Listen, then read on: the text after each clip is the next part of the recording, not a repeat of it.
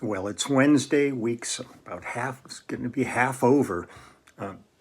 Woke up this morning and it sounds like a blues tune. Woke up this morning, woke up and it was really overcast. I mean, it was amazing. I've been used to getting up every day in like a bright sky, and all of a sudden woke up this morning and I could only see a little distance. Everything was fogged in or whatever. But it's cleared out now. It's a blue sky, but I took the boys out for their morning walk while it was still overcast out, and they sniffed everything. Both of them pooped. Good boys, good boys. Had my bags with me, so cleaned up their poop, as a good dog owner does. You don't leave their stuff sitting around for other people to have to deal with. Let's see, what else? Made my smoothie and made a avocado and hard-boiled egg toast sandwich just to get the day started. I have a session today at noon. It's just myself and a pianist and an engineer, and we're going to be in separate rooms. So I'm good with doing it, and I'll keep my mask on for the whole thing, and they're going to take temps and all that. But I'm looking forward to it. It's somebody I've never worked with, and but I'm looking forward to checking out what we come up with. And let's see, so we got that. I think if all goes well, I think tomorrow I'll be getting the t-shirts, and the artwork are going to be up on my website where the book is. So I'm really excited about that because I'm proud of the pictures, and the t-shirt's just a hoot. And so many people have, expressed interest in this. So it's going to be fun to finally get it out. They're just finalizing the website so that it can function properly. And it's really nice that the second chapter of Acts video was received so well, and there were so many fans out there of them. And I just heard from Matthew Ward's friend and manager this morning that he's forwarded it on to the family, but Matt saw it and they loved it, and so it's great. And he said everybody's still doing great, and so I was really happy to hear that. So today I'm going to kind of head in another direction because this has been mentioned a couple of times, and I thought, it really deserves to be up there. Since I'm running, I don't have that much time this morning to be working up a song, and so with this one, I really love the way this all turned out. So I'm just going to enjoy it with you. But this was. It was from an album called From the Inside in 1978, and it's Alice Cooper.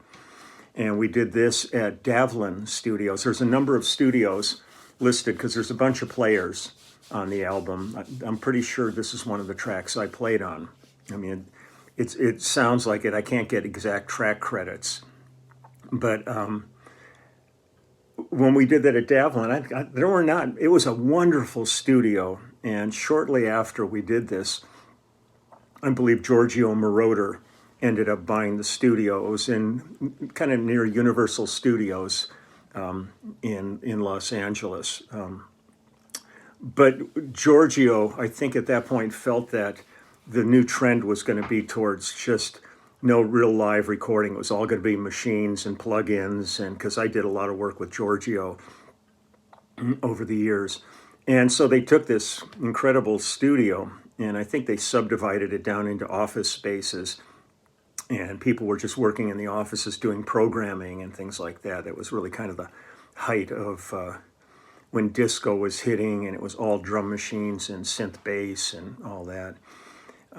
And I think eventually the studio, I think it was bought. There was a studio called Larrabee Studios here in Los Angeles, and I did lots of records there. We did the Hall & Oates records there, but we did all the Filmation shows like Groovy Ghoulies and Jabberjaws and, the Archies and all those cartoon shows there.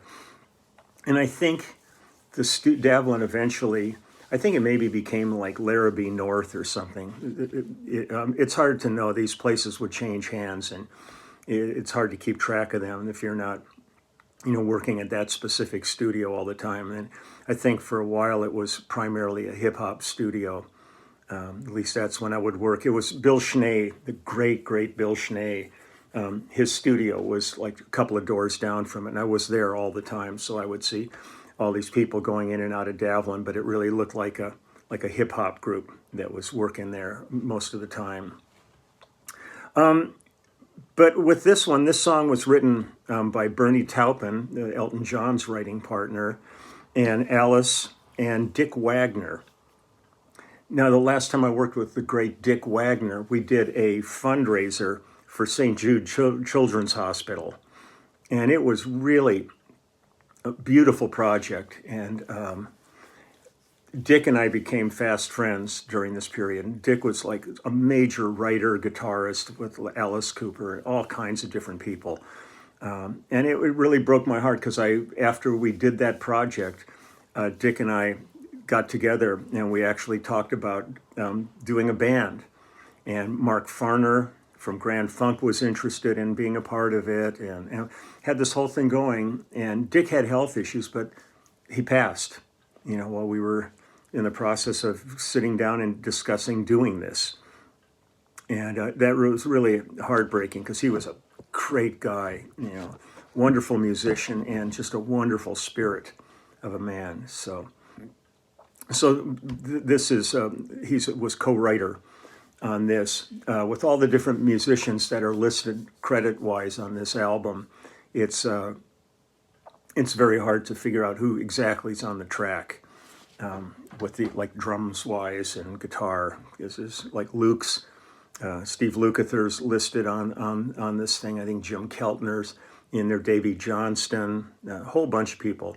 And I knew Vince, back in the late 60s. There were times when we would both be in bands rehearsing at SIR in Hollywood, and we'd hang out, and I think we might have even done a demo thing together.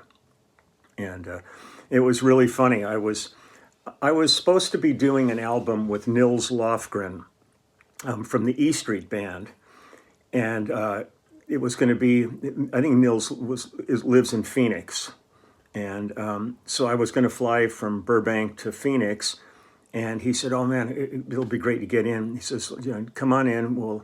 I'll set up a really nice dinner. There's a great restaurant here," and I think the late Michael Botts, who was just a great drummer and also a great songwriter and singer. Maybe at some point I'll introduce you to Michael's stuff.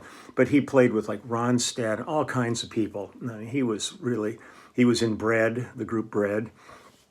We were supposed to be there doing Nilsing, and I'm sitting at home, and I'm heading out the next day to fly there, and my phone rings, and I go, "Hello," and he goes, "Hey Lee, it's Nils, what you up to?" And I said, "Well, I'm just hanging out. I'm watching TV right now, looking forward to coming up tomorrow." He goes, "You were supposed to come today." He says, "We're at dinner, wondering where you are." And I'm sitting there going, "What the hell?" And I looked at my calendar. For some reason, everything went in a day off. And so, needless to say, panic set in. And I said, "Have a great dinner. I'll see you whenever I get there." And I contacted the airport, ran there, and changed my ticket to that night to fly out late. And the funniest thing was I get on the plane, and there's like 3 people on this flight. The thing's almost empty. And I sit down, and I look next to me, and it was Alice. He was heading there to go to do a golf tournament or something.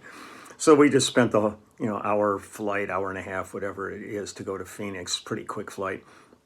Just shooting the shit and hanging out and reminiscing of old days and stuff. But this was after we had done this album. So it was great to see him. But it was just one of those surreal things when somebody says, "Oh, you're supposed to be here." And you're going, it had only happened to me once before in my career. And it was for a date, actually at Sun West, where we did second chapter of Acts and I Am Woman and all that. And it was with Buck Herring. And apparently, as my memory serves, I had been called like a month in advance saying, "Are you available on this date?" And I checked and said, "Yeah, I'm available." That was the last I ever heard.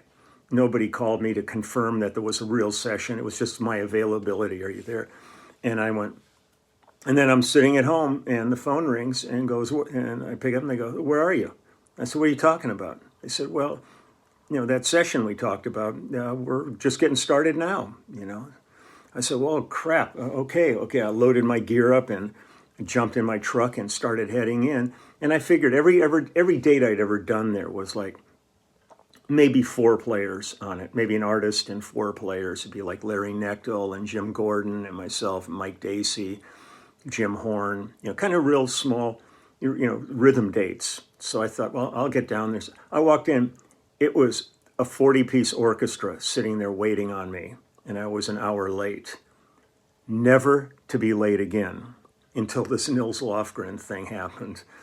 But I've always been profoundly anal about my schedule and always being there at least 20 to 30 minutes early to be set up, look through if there's any charts or chord sheets or anything, looking through them to see if there's anything I have to be on the lookout for, any surprises, and being tuned up and ready to go.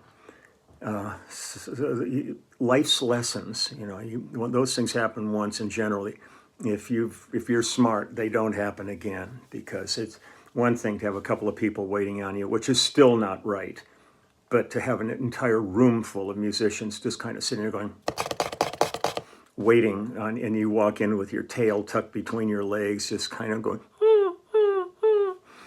it's not good. So I thought I'm going to go ahead and just enjoy this song. I really love this. David Foster, I think, is on keyboards on it, and this was kind of him really coming into his stride in this town as an arranger and keyboard player. When he moved here from Canada, first time I worked with David, I just started calling everybody and saying, you got to use this guy. He's amazing. And he is an amazing player and really a fine arranger. He was great to be in the studio with. We did tons of projects together. But I think the very first thing we ever did was Brian and Brenda Russell's album, and it was on that project that I met Mike Baird, the great Mike Baird, for the first time. And also started calling people going, use this drummer. He's amazing. Pooh Bear, he was his nickname. And he's still a monstrously great drummer. And so that's it. So the song is called How You Gonna See Me Now. So let's just go ahead and listen to this and enjoy this. So this is one of Alice's really beautiful ballads. I mean, most people get thinking of the spectacle of an Alice Cooper show and all that, but he's really a fine musician. And this was really a fun track to do. So here we go.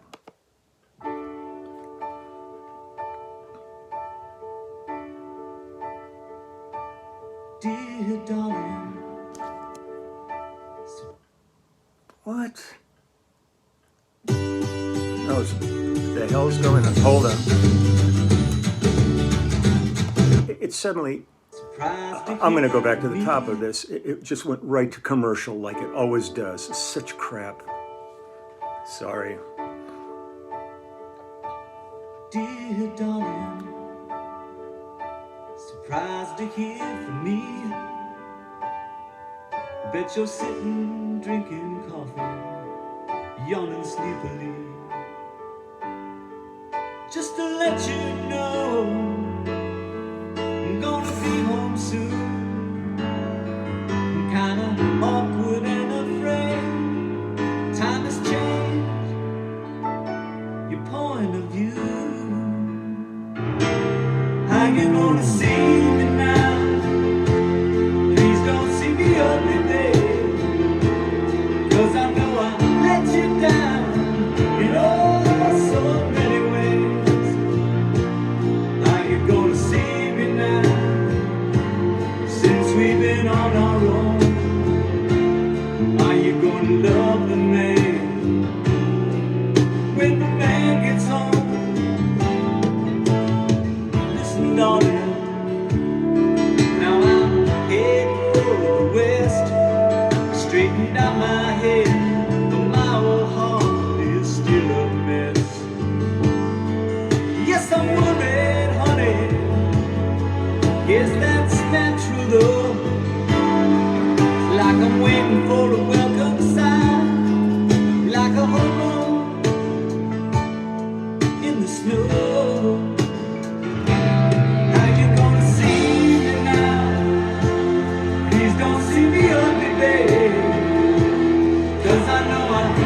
you down in oh so many ways. Are you gonna see me now since we've been on our own? Are you gonna love the man when the man gets home? And just like the first time, we're just strangers again. I might have thrown out a style in the place I've been. And just like the first time, I'll be shaking inside when I walk in the door. There'll be no place to hide.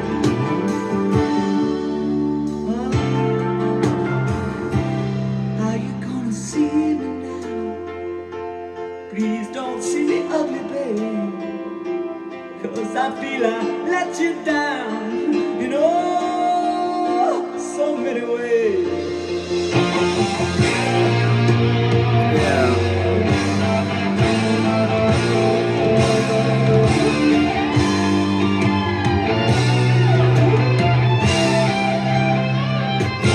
Are you gonna see me now?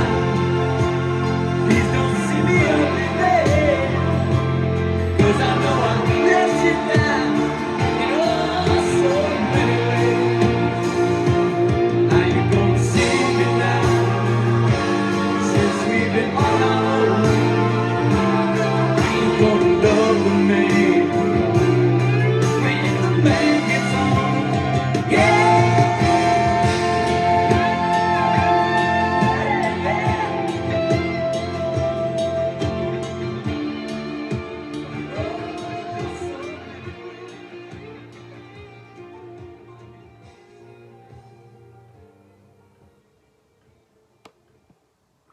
Quick fade.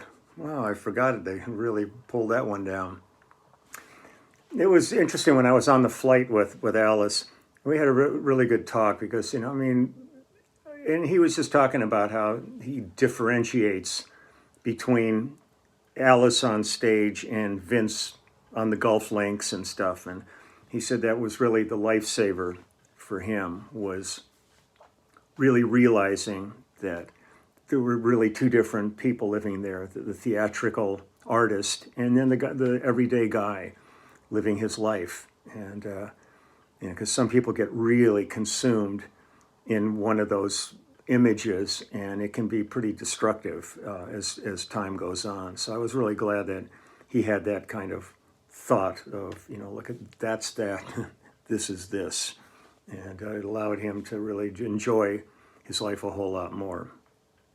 So I'm going to get ready to go. Yesterday I did something I haven't done in a long, long time. In fact, I played for Frankenstein, was on Alice's album.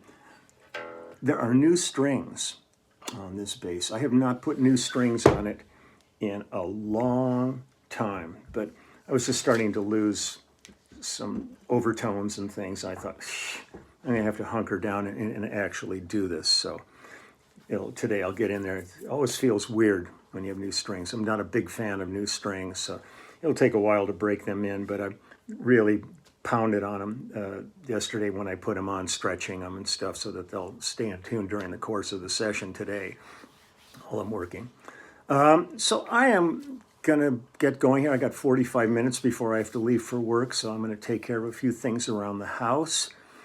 And, if anybody who's not living under a rock knows how bad things are right now. They just passed 250,000 deaths from this virus. This is not a hoax. Please don't keep saying this isn't real. I know people that are dying and have died from this. It's pretty hard to explain to their family that this is a hoax and not really happening. So be safe. Do whatever you can to keep yourself and your family and friends out of harm's way. It'll never be over until we really take a stand and do something about this.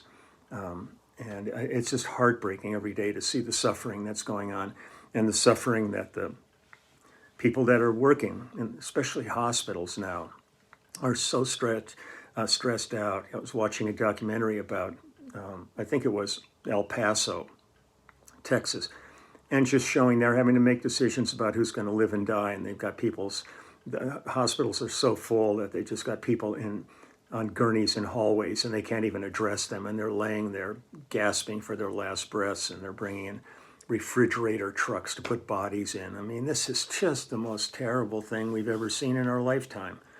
And my heart goes out to everybody who's dealing with this on frontline and on the people that are suffering from it and dying from it.